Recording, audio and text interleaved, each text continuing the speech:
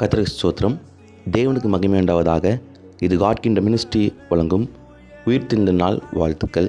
இந்த நாளிலும் இன்றுக்குரிய வார்த்தை நாம் பார்க்கலாம்.